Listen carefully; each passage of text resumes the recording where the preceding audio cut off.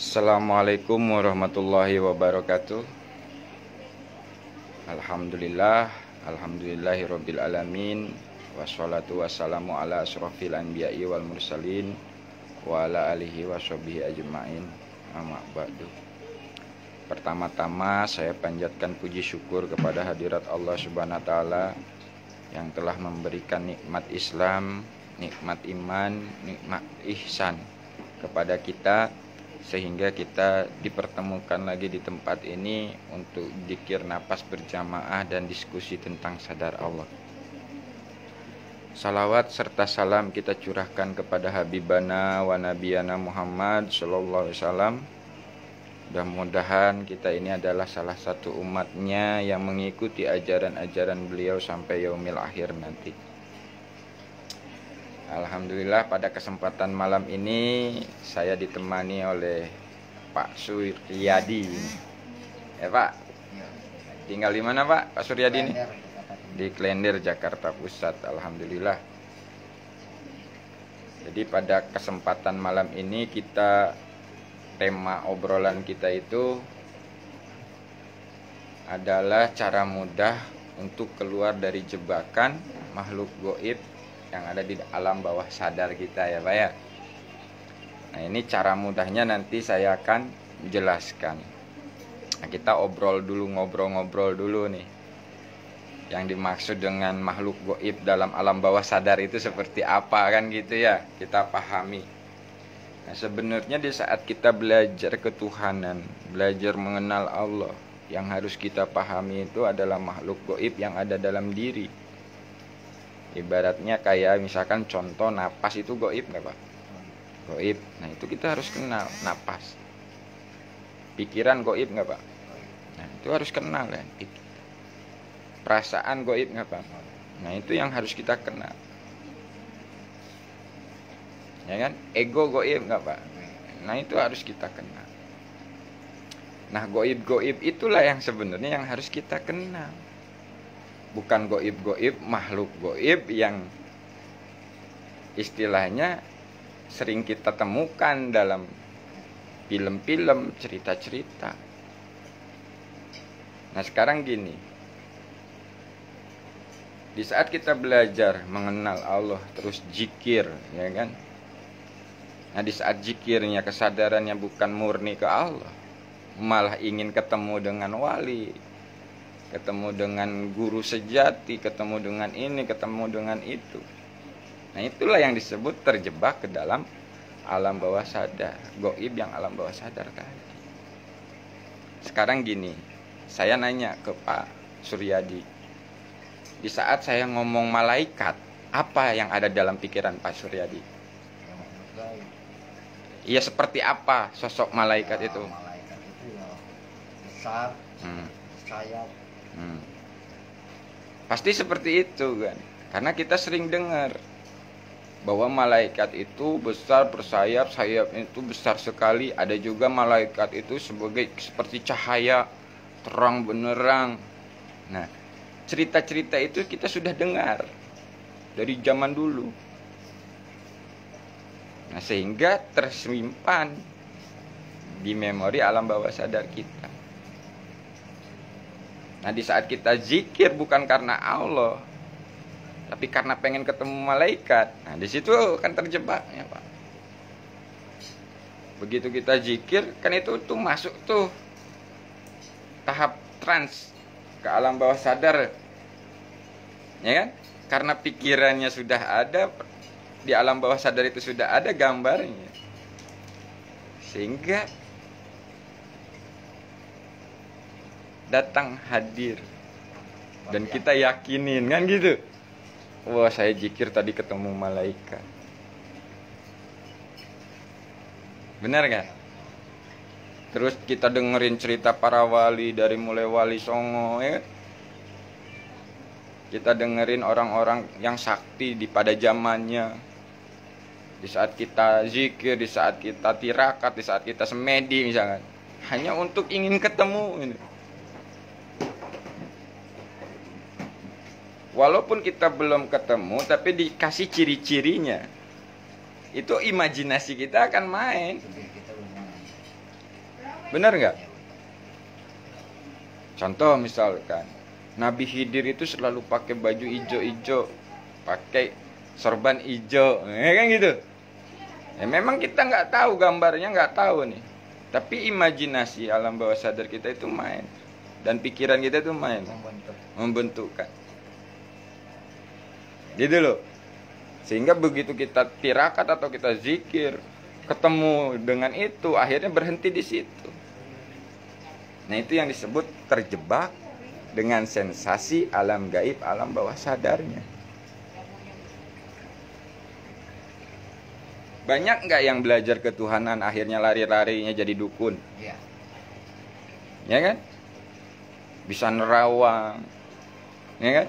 Bisa masukin jin ke dalam botol, bisa menghadirkan kuntilanak, bisa menghadirkan genderuwo. Ternyata itu hanya permainan alam bawah sadar, Pak. Dan itu bisa dibuktikan. Karena apa? Gambarnya itu semua sudah ada di situ. Dari kita nonton film, dari kita baca komik, dari kita baca buku misteri, walaupun dari baca kitab. Memang ada kitab yang menerangkan tentang makhluk gaib, misalnya jin. Di kitab itu dijelaskan, jin itu bentuknya seperti ini, seperti ini, seperti ini, seperti ini. Nah, akhirnya kan alam bawah sadar merespon, pikirannya merespon, membayangkan, oh begini bentuknya. Padahal itu kan hanya sekedar pengetahuan. Kan gitu. Jangan berhenti di situ maksudnya. Karena masalah gaib ini sebenarnya urusan Allah. Dan Allah memberikan pengetahuan tentang gaib ini kepada orang-orang yang dikehendaki. Dan orang-orang yang dikehendaki itu tidak akan seperti itu, gitu loh, Pak. Sekarang kan banyak yang pasang iklan, loh. Ya kan? Mengatasnamakan padepokan, mengatasnamakan kiai, mengatasnamakan dukun, ustadz, segala macam. Sampai ada yang mengatasnamakan Habib. Tapi untuk hal seperti itu, pembodohan, menyesatkan orang-orang dalam untuk meyakini hal-hal yang seperti itu. Ya kan? Tampilannya ya bagus, kata-katanya ya bagus, bacaannya ya bagus, ayat-ayatnya ya bagus. Tapi tujuannya itu menggiring kepada meyakini selain Allah. Saat jenengan diberikan amalan, misalkan nurbuat, baca sekian kali, nanti hodamnya ini, ya kan gitu. Nanti kalau udah lulus bacaannya, tirakatnya, tinggal sebut namanya hadir. Nah itu kan tanpa sadar, bacaan surat nurbuat itu jadi sebagai kayak mantra gitu loh, untuk menghadirkan hodam gitu. Nah ini akan terjebak, Pak. Kalau baca nurbuatnya karohan hanya untuk menghadirkan hodam, kan tersesat. Seharusnya kan kita menggunakan kesadaran jiwa kita lurus kepada Allah, membaca surat nurbuatnya itu lillah karena Allah, amalkan karena Allah. Dan di situ ada petunjuk-petunjuk sebenarnya dari Allah. Kalau kita pakai kesadaran, kalau kita pahami dengan kesadaran. Jadi bukan buat untuk manggil-manggil.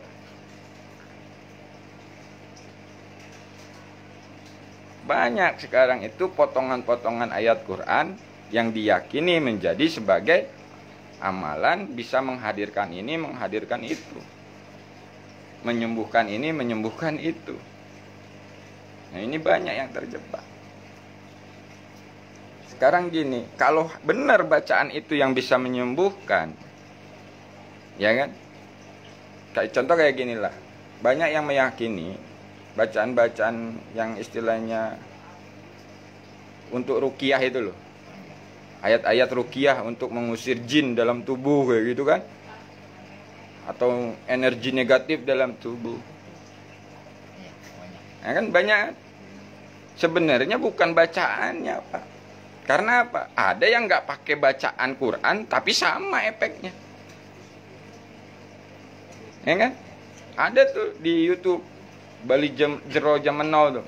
Cuman sama efeknya. Waalaikumsalam.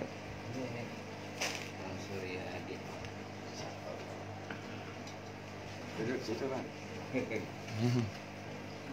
Nah, alhamdulillah ya, Bang Rudi udah hadir sekarang. Berdua sama Bang Rudi. Alhamdulillah. Ngopi dulu, Bang, ngopi. Nah, kita lanjutin lagi ya. Jadi gitu, Pak. Kalau yang diyakinin bacaannya, ya kan? Yang di lain agama Islam itu ada juga bacaan-bacaan untuk meruqyah dengan bahasa bukan bahasa Arab, bukan tulisan Arab, tapi efeknya sama.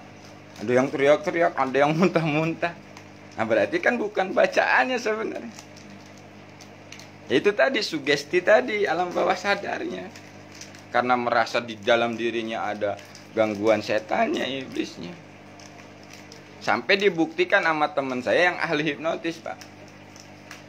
Waktu ada pelatihan pembongkaran ilmu dukun, ya kan. Jadi bacaan balonku ada 5 itu bisa untuk ruqyah. Coba bayangin. Efeknya sama, dia sampai jungkol-jungkol, teriak-teriak, muntah-muntah, sampai wow. Dibacain, balonku ada 5, rupa-rupa warna. Wow, teriak-teriak. Berarti kan bukan bacaan. Disugesti alam bawah sadarnya, dia meyakini. Kalau dibilang energi, Nah, energi beda lagi.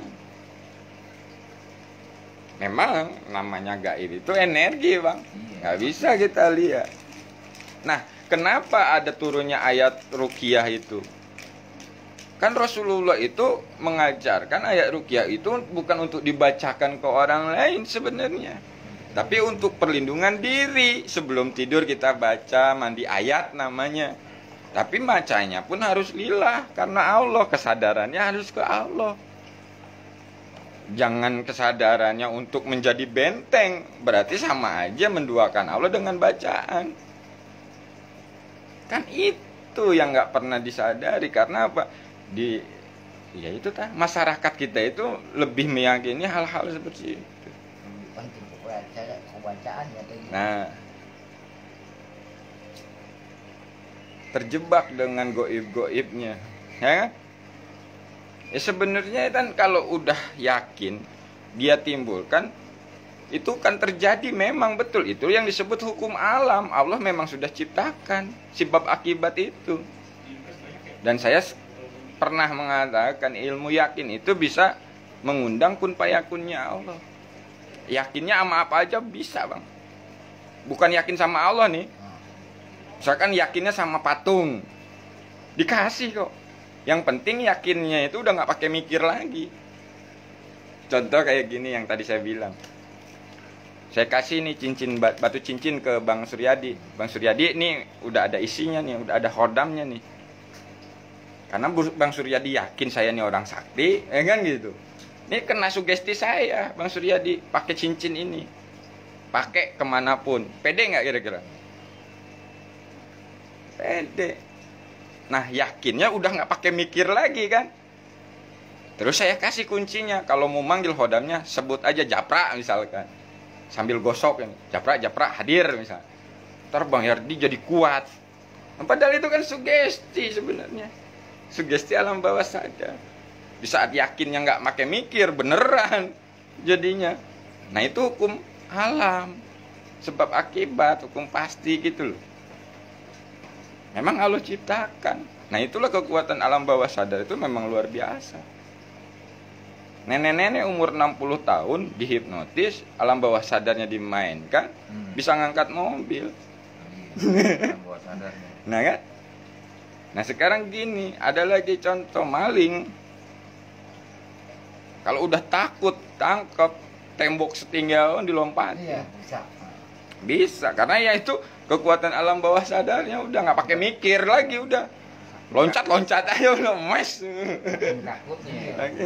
Itu kan, nah yakinnya itu kan karena sudah nggak pakai mikir. Apalagi dia dibekali dengan jimat-jimat, sabuk, tekbal lah, inilah, yakin dia. Jadi ngadepin orang udah nggak takut. Bodo amat, udah pukul-pukul. Kalau keyakinan yang tinggi. Kalau yang kagak yakin ya bonyok juga. Kan gitu. Nah, di sini saya pelajari banyak yang terjebak di sensasi alam gaib, alam bawah sadarnya. Makhluk-makhluk gaib alam bawah sadarnya. Ya iya, yang kan saya udah ngomong tadi. Saya kalau ngomong malaikat yang ada dalam pikiran apa? Oh, sayap, ada yang ngomong cahaya, kan gitu ya kan? Itu udah pasti. Nah sekarang saya ngomong lagi Nyi Roro Kidul, yang ada di pikiran sampean apa? Cewek cantik. Oh, naik kereta ya kan? Pakai baju hijau-hijau. Nah itu sugesti-sugesti itu sudah masuk di alam bawah sadar kita. Sadar banyak. Makanya saya bilang, nanti kalau Bang Suryadi pengen ngebuktiin, saya buktiin, gak cuma ngomong doang ya, bahwa itu permainan alam bawah sadar. Dengan alasannya apa? Saya bukakan mata keenamnya, indera keenamnya, gitu. Mata batinnya. Nah itu kan sugesti sebenarnya. Begitu udah disugesti, dibacakan mantra dengan alasan biar terbuka mata batinnya. Karena situ yakin dan udah tahu jelas gambarannya, begitu dibuka ya kelihatan bener. Wah iya bener nih, saya ngeliat. Sadar itu permainan apa saja. Paham nggak? Makanya ada hiburan-hiburan tuh yang sugesti, hipnotis. Kamu sukanya sama artis siapa? Luna Maya. Ditepok gini doang. Nah sekarang setiap perempuan yang kamu lihat Luna Maya. Oh iya Luna Maya. Nah itu kan sugesti sebenarnya. Karena yang udah ada di alam bawah sadarnya itu ditaikan. Itu kan kalau hipnotis ya, hipnotis ibaratnya hiburan. Nah kalau hipnotis perdukunan kan begitu. Pejamkan matanya, saya akan panggil dulu nih. Ini sama aja sebenarnya. Begitu ini saya tepok gini, hadir. Buka matanya tuh lihat. Astagfirullahaladzim, seakan-akan bener. Gal tipu daya. Terjebak di situ kita. Akhirnya apa? Lebih meyakini hal seperti itu daripada. Nah itu yang jadi masalah. Makanya cara mudah keluar dari jebakan makhluk-makhluk gaib di alam bawah sadar itu ya harus sadar Allah. Jasadnya sadar Allah, jiwanya sadar Allah, ruhnya sadar Allah. Kalau udah itu semua sadar Allah, ya semua fungsinya akan sadar Allah. Alam bawah sadarnya sadar Allah, alam sadarnya sadar Allah, pikirannya sadar Allah, perasaannya sadar Allah gitu loh. Jadi menuhankan hanya Allah. Nah di situ pun nanti di saat kita dibelokkan dengan apapun nggak bisa kalau gitu. Karena udah tahu ini Allah, ini bukan. Paham kan? Makanya bagi nalar itu aja kan istilahnya nggak bisa setiap hari asal bisa dipakai nggak. Nah iya. Sekarang gini dah. Kecuali alam bawah sadar ya. Nah Kapan waktunya bisa. kapan aja waktu bisa. Dan istilahnya gini, saya tanya, kalau benar-benar, nah ya kan, itu bisa nolong dan nyata gitu istilahnya ya kan, bisa melindungi kita. Berarti orang-orang yang dulu yang punya kayak gitu harusnya nggak mati dong. Bener nggak? Yang punya hodam-hodam pendamping gitu, yang punya bisa membelah jadi 7, jadi 8, harusnya nggak mati dong. Nah itu bisa nurun ya. Nah itu tadi Bang, saya bilang sugesnya itu udah memang dari turun temurun. Misalnya kayak titisan itu bisa turun temurun itu. Yang punya umat Ya. apa. Contoh kayak gini lah Abang, misalkan orang kakeknya dulu orang terkenal nih, punya ilmu ini gitu kan, tukang orang hebat lah. Pasti sugesti di dalam diri seseorang itu akan meyakini ilmu nenek moyangnya nitis gitu loh. Apalagi ketemu dengan orang-orang yang begitu ketemu Bang Rudi gitu, wih sembah-sembah gini gitu. Terus Bang Rudi nanya, loh ngapain sembah? Saya bukan nyembah kamu, nyembah yang di belakang kamu. Oh, tambah yakin ini bahwa gue ini titisan gitu loh. Tapi apa bener nggak kalau kayak gitu ada suatu perjanjian kayak dia belajar, nah itu perjanjian mau kodam. Nah Ini itu yang saya, turun temurun, jadi harus ada yang ngerawat nih turun temurun, nanti turunnya ke siapa? ya itu yang saya bilang sugesti Bang. Sugestinya betul. Sugestinya itu kan begitu tuh, harus begitu dan harus dilakukan. Kalau enggak begini nanti kamu ngabadi, kemakan diri kamu sendiri, kamu jadi hidupnya belangsak begini begitu. Nah itu kan sugesti sebenarnya. Emang apa itu? Nah itu sugesti itu bisa melalui kata-kata, baca-bacaan, mantra-mantra, ayat-ayat, foto-foto, bisa. Sekarang abang datang nih ke Ustadz misalkan, atau ke Habib, atau ke, kan banyak tuh banyak foto-foto orang-orang tua dulu kan gitu. Nah itu kan bisa mensugesti kita. Sampai hampir ngimpi Nah. itu, oh Habib ini saya Nah, sampai tulisan-tulisannya ya kan, kalimat-kalimatnya itu kan bisa mensugesti kita bahwa oh ini orang bukan sembarangan. Kan gitu. Nah, keyakinan itu yang timbul. Mana? So Jun, Eh, ternyata nggak ngaji dulu, nggak tahu kenapa dia. ya nggak apa-apa, biarin dah. Sehat kan? Alhamdulillah. Nongol lagi nih, Ya. nongol lagi kita. Iya, alhamdulillah pertemukan lagi. Nah, jadi gitu, Bang. Jadi sugesti-sugesti itulah. Makanya nanti saya bisa buktiin. Kalau memang mau ngebuktiin, Abang. Kalau ada yang mau ngebuktiin, saya pengen bukti lah. Saya pengen ngerasain permainan alam bawah sadar itu seperti apa, menyaksikan Nyi Roro Kidul, menyaksikan genderuwo, menyaksikan pocong, menyaksikan kuntilanak. Bisa. Gitu loh. Karena itu udah tersimpan gambarnya.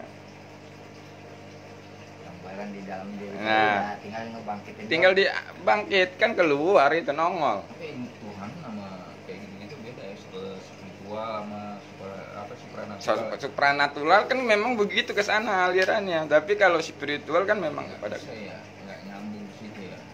Makanya banyak yang terjebak di situ gitu loh, Bang, maksudnya. Bukan berarti nggak ada ya. Memang ada, tapi jangan terjebak di situ maksudnya. Hodam-hodam gitu pakainya. Lah ya iya, sekarang gini, Abang punya amalan misalkan bacanya ya wadud misalkan.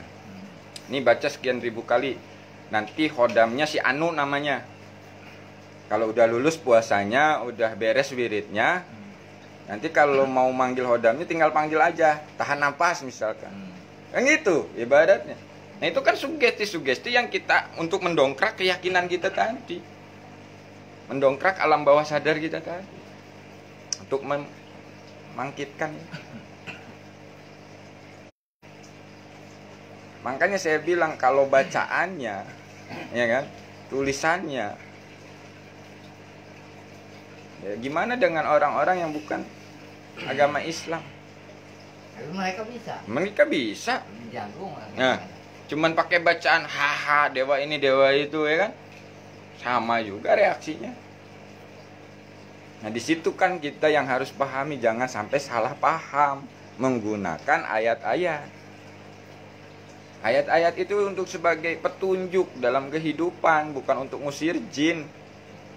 Nah, itu.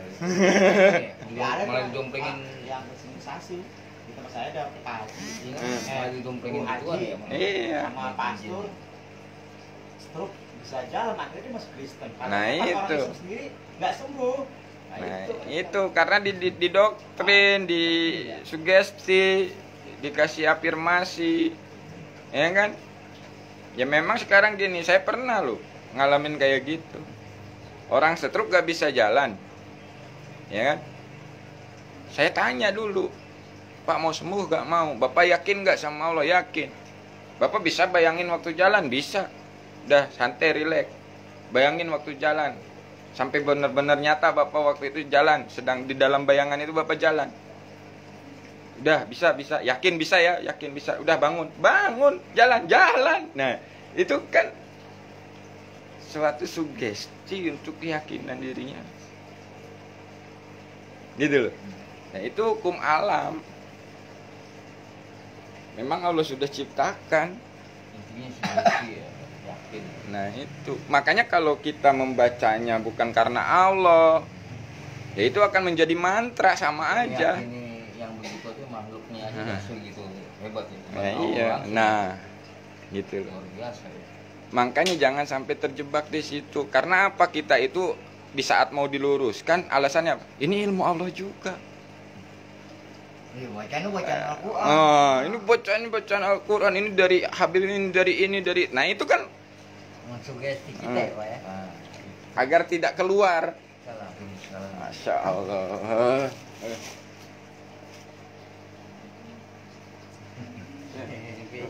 Kopi, bikin kopi. Ya, silahkan. Alhamdulillah ya, tambah lagi dihadirkan oleh Allah Pak Nardi dengan serta anaknya.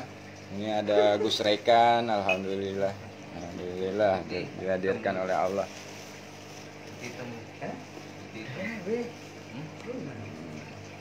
Udah duduk di situ sampean. Santai dulu. Jadi gitu ya. Banyak yang terjebak di wilayah itu, di sensasi itu. Zikir nih. Zikir kan kata yang diulang-ulang juga nih. Kalau nggak karena Allah jadi sugesti juga itu, Bang. Begitu mau trans, apa yang ditujunya ya itu dia masuknya ke situ. Ngerti nggak maksud saya? Makanya banyak orang yang zikir tapi malah kesurupan. nih lagi sholat aja ada itu. So, Di apa? harusnya kan zikir itu membuat kita tenang kan gitu ya. Ingat Allah, sadar Allah kan gitu. Ngapa ini zikir jadi kesurupan ini? Gimana? Ente. Ya, Nah itu. Ternyata setelah saya pelajari ya begitu, Bang. Di saat kita zikir yang ditujunya itu bukan Allah, tapi kekuatan-kekuatan dari bacaannya. Atau memang dia ada tujuan ketemu siapa. Akhirnya alam bawah sadarnya merespon karena sudah ada gambar di situ. Misalkan Bang Rudi nih diceritain, Bang Rudi, saya punya guru gaib saya ini. Wah, saya juga pengen ketemu guru gaib saya. Kan gitu motivasinya, begitu di saat zikir. Nah, begitu masuk ke situ, Assalamualaikum, kata. Langsung, Waalaikumsalam. Saya guru sejati kamu, guru gaib kamu, nama saya ini. Yakin ini. Akhirnya berhenti di situ, udah nggak ke Allah lagi udah. Setiap ada apa-apa dipanggil namanya, Pokoknya Allah. dipanggil namanya, kan gitu. Akhirnya terjebak di situ. Ada orang minta tolong, Bang Rudi, ini minta tolong nih gini. Ntar dulu saya panggil dulu guru gaib saya. Mentoknya di situ jadinya. Jelas hilang Allah juga. Jelas-jelas ya memang pasti udah belok dari Allah. Terjebak di dalam makhluk gaib alam bawah sadarnya tadi. Makanya saya tadi kirim gambar tuh. Ada yang Prabu Siliwangi, ada Nyi Roro Kidul, ada genderuwo, ada pocong, ada kuntilanak. Saya kirim gambar tuh. Nah, makhluk-makhluk itu mau nggak mau itu sudah tersimpan dari sejak kecil. Cerita itu, fenomena itu. Makanya saya bilang tadi, di saat saya ngomong malaikat pasti yang terbayang cahaya atau enggak bersayap kan gitu. Di saat saya ngomong nabi pasti mukanya nggak kelihatan, tubuhnya kelihatan tapi mukanya nggak kelihatan gitu. Di saat saya ngomong makhluk halus misalkan gitu, pasti ada genderuwo, ada tuyul. Kalau Kristen sama Islam sama tuh kalau malaikat. Nah, beda tuh hantunya beda-beda. Nah itu. Nah, lain yang ada di sono. Nggak ada khasnya sendiri. Nah, itu kan sudah disimpan tuh di alam bawah sadar, udah tersimpan di tokonya nih di sini nih. Begitu kita misalkan bertapa nih di gunung, pengen ketemu siapa, itu memang bisa ketemu, Pak. Di saat memang alam bawah sadarnya kebuka. dan menghadirkan. Dan itu hukum alamnya seperti itu. Dulu saya waktu jadi dukun ya begitu. Meditasi nih, biar pikirannya cepet tenang, itu minum obat penenang, lep, 3 biji, 4 biji, tenang tuh. Udah tujuannya mau ketemu siapa, ketemu udah. Kayak ngobrol. Waktu itu kan keyakinan jadi timbul. Jadi setiap ada apa masalah apa, yang dipanggil Eyang Prabu Siliwangi, Eyang Singakerta, Eyang ini, Eyang itu, kan itu jadinya. Terjebak di situ saya dulu. Kenapa saya juga gitu nama-nama kagum. Kalau dulu nama-nama kayak gitu saya hafal juga. Sekarang mah nggak tahu kemana lagi, nama-nama udah hilang, udah kehapus. Dulu mah disebutin semuanya, ya kan? Ya kita udah disugesti nih sama guru kita, ente wiridnya ini, nanti hodamnya namanya ini. Ente kalau butuh tinggal panggil aja namanya. Si Anu misalkan. Tandanya ini. Nah Kalau itu. enggak, tandanya macam-macam, ada yang wanginya, ada yang mati, Nah. ada yang Nah, sebenarnya itu sugestinya. itu asli saya tuh. Kalau bukan yang itu, tanda itu bukan saya, palsu. Nah, kan gitu. Cara-caranya untuk meyakinkan begitu. Contoh kita misalkan dalam barang-barang tarikan misalkan, benda gaib gitu. Itu kan ada pengetesan tuh. Ini kalau yang asli begini, padahal palsu itu. Dia bilang kalau yang asli begini gitu. Untuk meyakinkan. Saya pas begitu udah tahu, dasar kan gitu, Pak. Kalau belum tahu ya yakin, bener ini ada goibnya, ini ada hodamnya. Sakti nih Abah nih. Jalan sendiri batunya, gerak sendiri batunya, begitu udah tahu, yakin kan gitu. Kibulin gua. Akhirnya apa? Balik ngibulin orang kan gitu dendamnya. Karena apa ya? Kita udah ketipu. Mahar sekian. Tiap datang mahar sekian. Begitu udah tahu tekniknya, tahu caranya, dendam. Balikin modal. Kan gitu. Nah, itu terjebak di situ. Ya contoh aja. Ini lurus ke Allah nih. Sebenarnya lurus nih ke Allah ya. Masih banyak yang terjebak. Lurus aja masih banyak yang terjebak. Apalagi yang ribet. Yang lurus aja masih banyak yang terjebak, apalagi yang ribet. Guru nih, guru di Padepokan, guru pembimbing ngajar ini lurus. Udah dibilang lurus, masih aja mau belok. Nah, itu. Dengan alasan apa? Ke Bandung juga kalau lurus nyasar, katanya kan gitu. Padahal dia nggak nyadarin lurus ke Allah itu nggak sama dengan lurus ke Bandung. Beda. Yang harus lurus itu kan kesadaran jiwanya itu, menyadari Allah, harus lurus ke Allah. Kalau main fisik ya ke Bandung lurus. Nah, fisik. iya. Main larinya. Nah, itu. Makanya saya bilang tadi, yang harus kita kenali goib-goib di dalam diri itu, yaitu tadi, napas goib bukan, pikiran goib bukan, ego goib bukan, nafsu goib bukan. Nah, itu yang harus kita kenali agar kita tidak tertipu. Bukan begitu belajar zikir hu Allah yang dicari harta karun lagi, yang dicari keris lagi, yang dicari hodam lagi, yang dicari pendamping lagi, ya. Nyampe kapan? Nah, itu terjebak dia. Lagi zikir, hu Allah datang, ngaku wali. Wah, udah merasa senang udah. Ini ada yang bilang lagi, sholat bisa di atas air. Wah. Mau ngapain? Kayak wali di atas air. Oke, yang saya bilang kemarin, Pak. Biasa-biasa aja lah. Zikir kita cuman di lesan,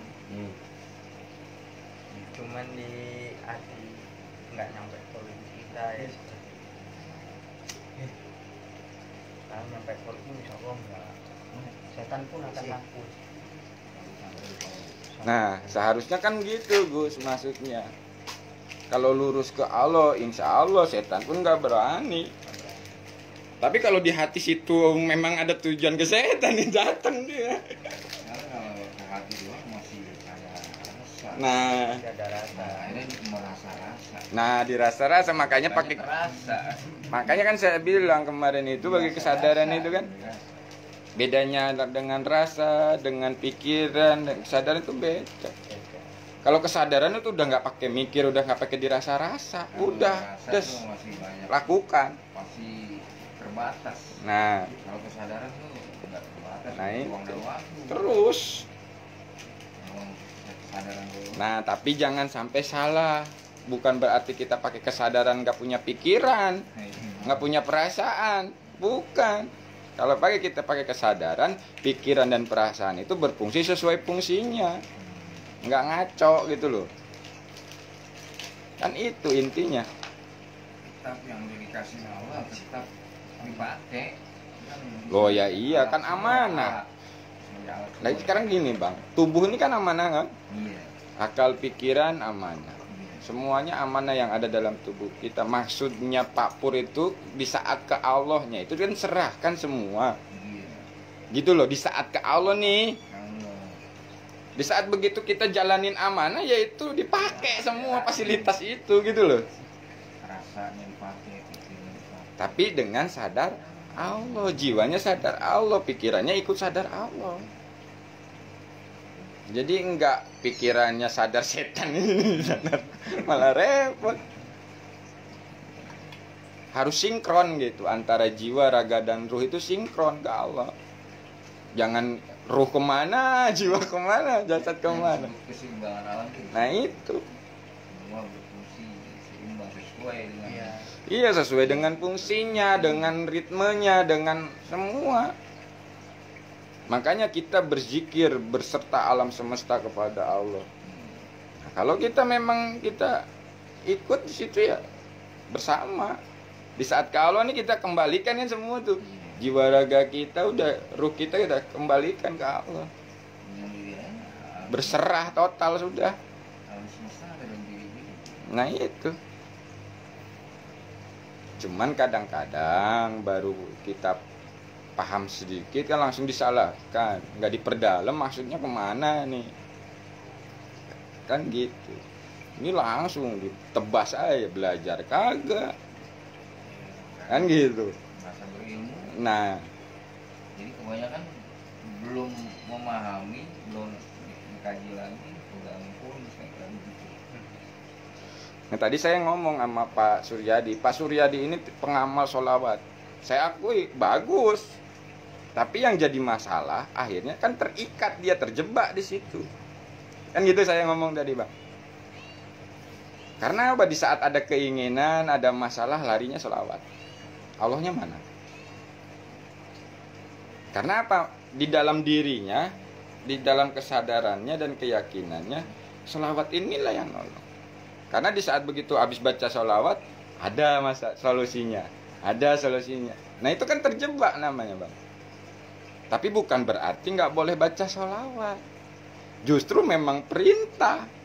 Di saat ke Allah nih ngomong, ya Allah saya butuh ini, butuh ini, butuh ini. Kan gitu nih udah ke Allah nih. Lalu begitu abang sholawat itu lillah karena Allah, menjalankan perintah Allah. Sholawat dah tuh. Allahumma sholli ala sayyidina Muhammad, Allahumma sholli ala sayyidina. Kesadarannya ke Allah nih.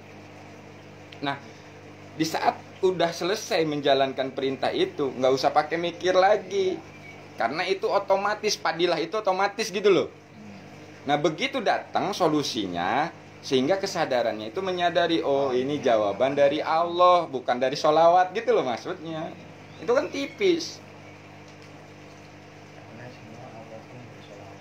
Nah, Allah wa malaikatahu yusholluna Nah. 'alan Berarti- nabi. Ya ayyuhalladzina amanu shollu 'alaihi wa sallimu taslima. Kan semua ini Allah pun bersolawat. Karena itu segala-galanya. nah makanya saya bilang, kenapa kalau saya ngomong ditanya orang, ini caranya gimana ke Allah, caranya gimana ke Allah, sampai kesel tuh orang ngomong sama si Yusuf Allah Allah mulu, nggak ada jawabannya. Lah, memang kuncinya itu. Kalau udah ke Allah nanti ketemu jawabannya. Kalau minta jawaban dari saya, nanti menuhankan saya, terjebak lagi dengan saya.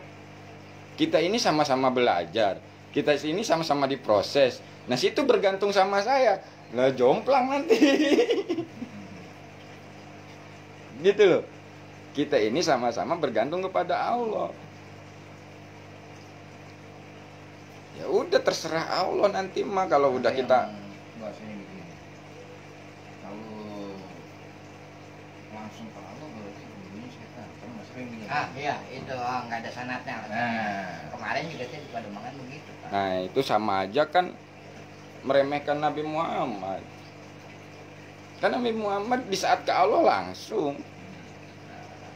Nah, ada lagi itu kan Nabi Muhammad. Nah, sekarang gini, Nabi Muhammad mencontohkan kepada umatnya. Lah, kita umatnya bukan. Ya, yang namanya dicontohkan bisa dilakukan nggak? Bisa. Seharusnya bisa, nggak mungkin enggak. Orang Nabi Muhammad juga manusia, tapi memang terpilih dan dipilih kan gitu. Kita sebagai umatnya harus mencontoh kan gitu. Kalau kita misalkan Nabi Muhammad nyontoin tapi nggak bisa dilakukan oleh umatnya, untuk apa nyontoin? Apa jadi sudut teladan ini? Nah, logikanya gitu aja gitu, Bang. Di saat nggak ada gurunya setan itu di saat belajar keilmuannya. Kalau keilmuannya memang harus ada gurunya, ada mursyidnya yang sesuai dengan paknya masing-masing. Ya kan? Ada ahli fikih, ada ahli toriko, ada ahli hakikat, ada ahli marif. Itu dia memang punya pak-paknya, keilmuannya. Maksudnya di saat ke Allahnya ya langsung kita. Oh, diajarinnya begitu. Makanya dikit-dikit gantung ke Allah, dikit-dikit gantung ke Allah kan gitu. Kan udah jelas ya, yang kenalin juga Allah. Nah. Bukan kita, bukan guru yang kenalin ke Allah. Nah, Allah sendiri yang kenalin. makanya banyak yang terjebak dengan keilmuan, banyak yang terjebak dengan mursyid, banyak yang terjebak dengan sanad, banyak yang terjebak dengan bacaan-bacaan, teknik-teknik, metode-metode, kan gitu. Kalau mengenal Allah harus ada mursyidnya dia, guru mursyid.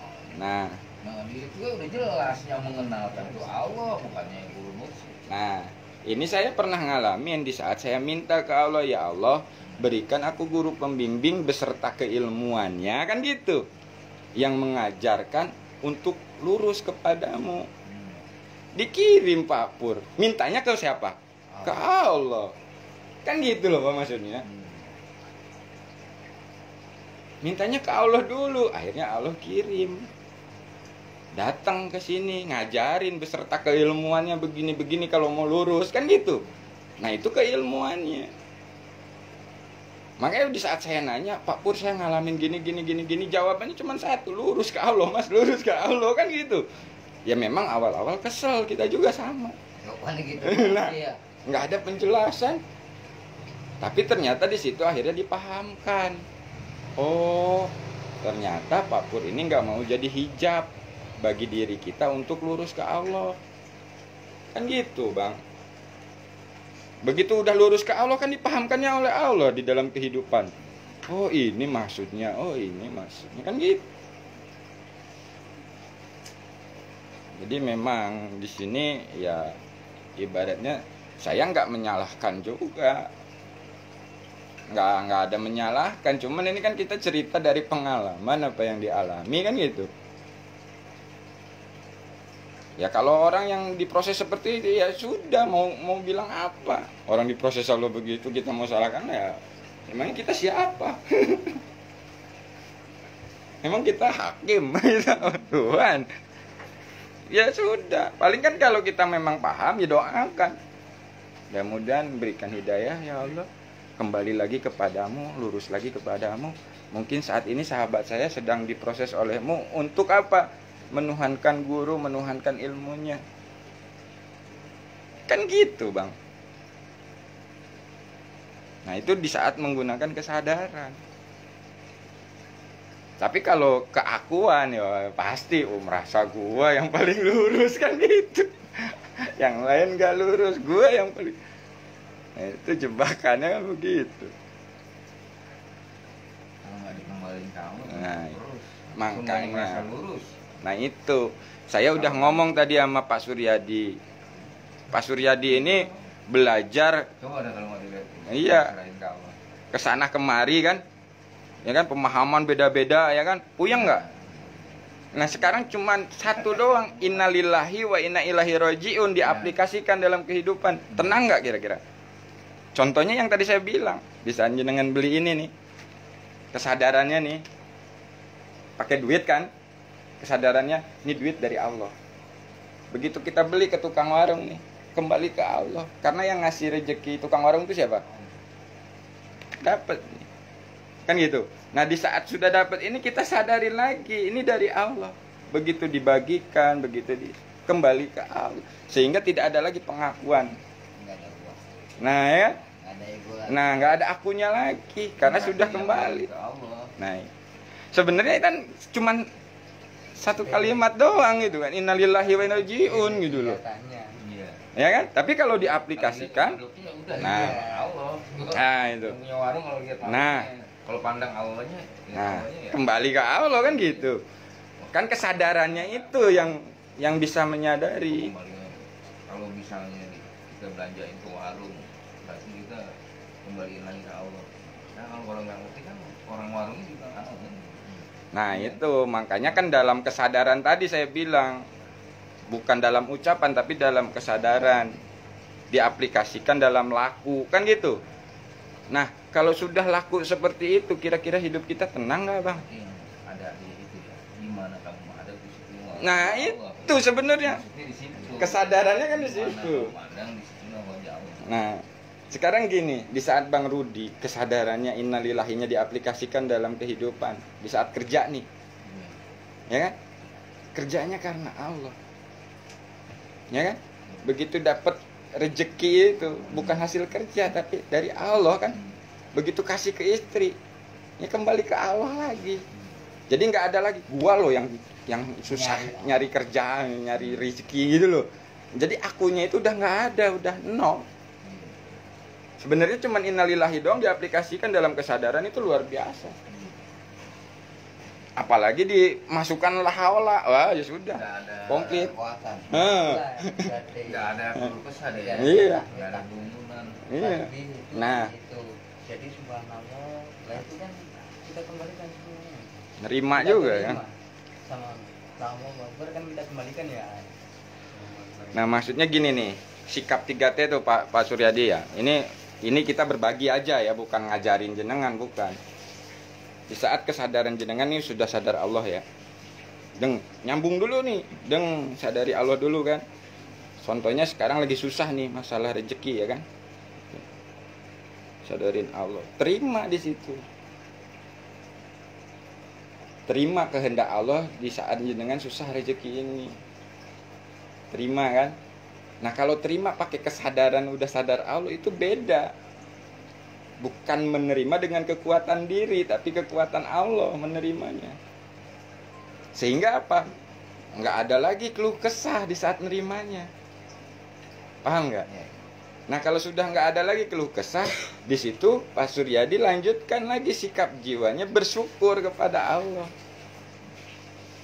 Bersyukurnya itu kepada Allah, bukan kepada nikmat, bukan kepada sesuatu, tapi kepada Allah. Nah di saat kesadarannya bersyukur kepada Allah, di situ ilham petunjuk itu datang. Karena di saat bersyukur itu efeknya akan bahagia. Nah kalau udah bahagia dalam keadaan susah, yakin kepada Allah yang lebih besar tadi. Paham gak maksudnya? Akan ditolong jenengan sama Allah. Jadi di saat susahnya sadar bersama Allah, masalah nggak? Nggak masalah karena Allah yang maha memberi solusi. Sekarang susah nih masalah rezeki, tapi menyadari bersama Allah, menerima kesusahan itu dari Allah, dan yang bisa memberikan kelonggaran rezeki itu juga Allah. Apalagi yang ditakutin? Tinggal jalanin aja amanah tanda perintahnya, kan itu aja beres. Ya kan? Waktunya suruh dagang ya sudah dagang. Gitu loh. Waktunya ngojek ya sudah ngojek, nggak ada lagi pikir ini itu. Nah di situ kita akan menyaksikan rezeki yang tanpa diduga-duga, atau yang disebut pertolongan Allah itu lebih dekat itu tadi. Pertolongan itu sangat dekat itu, saksikan ya. Oh.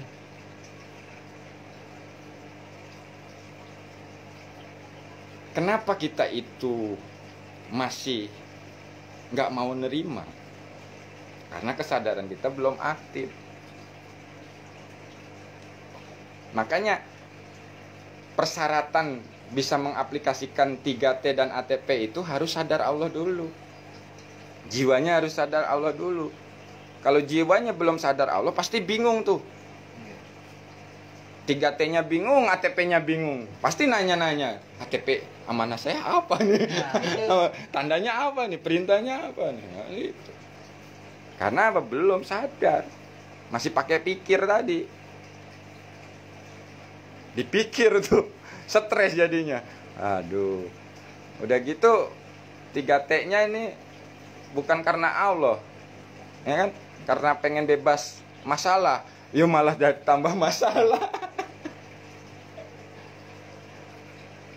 Ya kan? Tanpa sadar menuhankan 3T, mengandalkan 3T, bukan Allah lagi. Paham gak maksud saya? Nah itu yang tipis-tipis ini, jebakan-jebakan yang tipis-tipis kayak gini kita harus pahami, kita harus sadari.